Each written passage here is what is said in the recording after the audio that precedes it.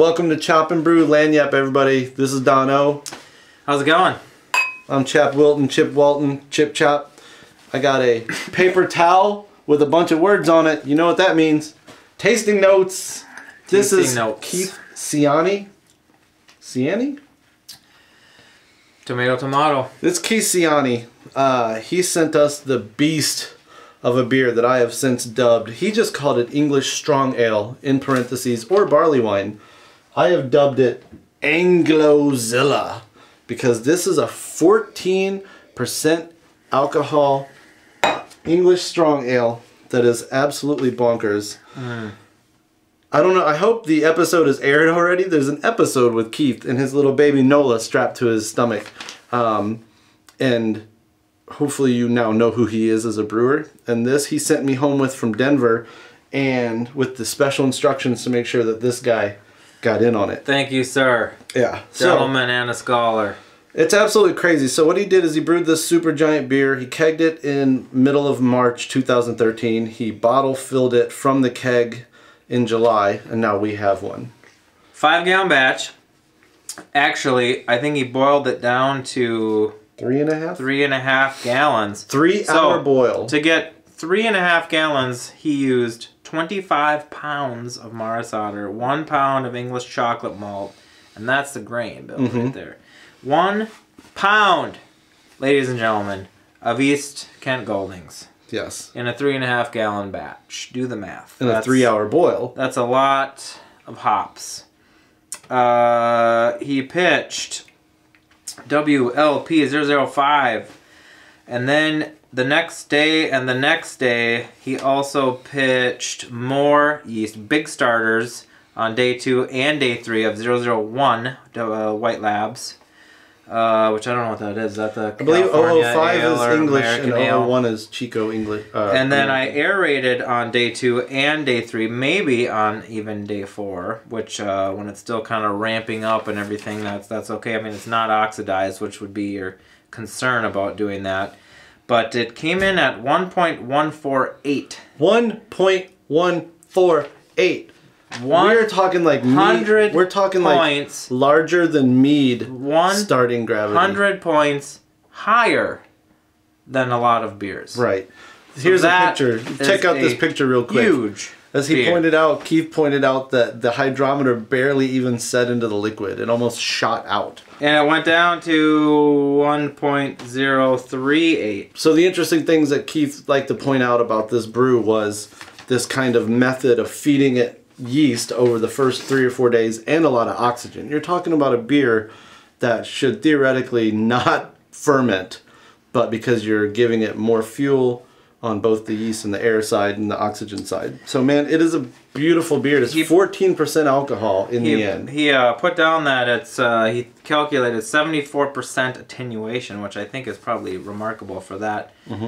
Original gravity, and that actually makes me think, I wonder what the alcohol tolerance range is for either of those strains, because it might not even be that high. It might not even be 14%, but maybe with that method they were able to encourage it to get higher. I suppose you could have used one of those yeast strains that does have a higher tolerance, and it may have even made this thing bigger, which maybe be bad. I wouldn't want this drier. The beauty of this is it is so intensely strong, but it's still solid. It's dense. It's rich. The appearance, super dark brown, slightest bit of garnet up against the light.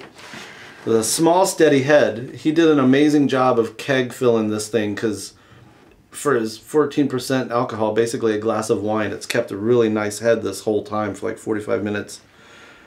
The aroma, what are you getting? I'm getting high cereal, which I've gotten in a couple of beers I've had recently that are almost 100% Maris Otter, just like cereal. It's just that really, if you know English, the English malt of Maris Otter, it's just that that sweet character. I don't know the right adjective, but it's a definable, recognizable, kind of like a grainy sweet character that it is a malty beer, but as I commented earlier before we started rolling, there's some bitterness in here for how big of a beer it is. Yeah, I got bitters. Which is probably from all those hops. Bittersweet chocolate brownies, It's a little bit boozy, but not in a hot way. Just like, oh yeah, it's 14%. It's going to have a bit of booze, figs, plums, a little bit of sherry. The flavor, I got Cocoa Puffs. Again, that cereal comes out. A little bit of earthiness and woodiness, which I think is from the pure quantity of hops. Just leaving a little bit of green vegetation behind. I thought it tasted at one point like rum chocolate truffles. Man, you're coming up with all kinds of good. BJCP, baby! All kinds Red of wine and words. blackened pizza crust. This beer's got it all, man. Damn.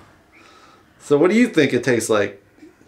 What have you already said? I am having Good. trouble getting beyond the awesome onslaught of flavor and booziness. But like you said, not objectionable booziness. I think there's sort of that, there's that sherry character that you get, not like a, I don't know, not like a brandy, but that strong, sweet, a little bit of like a cherryness that you sometimes get in sometimes like big barrel aged things, but it is yeah, it's pretty well balanced for how peculiar of a beer it is. So we will, not that we didn't just tell you the recipe, but we will post this recipe at chopandbrew.com/recipes.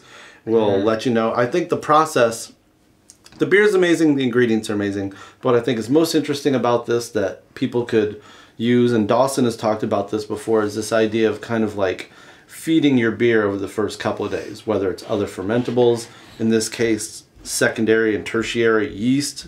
The other beverage that you'll make that you do this, maybe not with the yeast, but the staggered nutrient additions is mead. Oh, mead. Mead Yep. is now, that's the way that you do mead. So I think this staggered addition of whatever it is that you're adding is probably more of a contemporary phenomenon that it works apparently. I haven't not heard of like This is wine two or strength, three different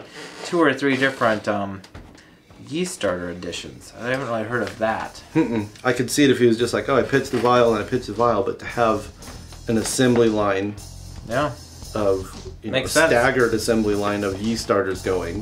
Yeah, that's Keith, that's what you get when you live in a badass town like Denver. That makes no sense, but it does.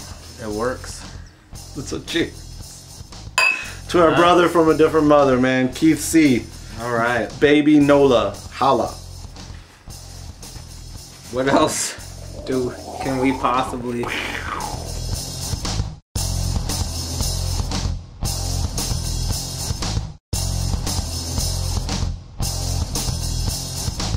This will be one moment of gorilla-ness. Welcome to Chop and Brew Lanyap, everybody. Oh yeah. Oh, wow.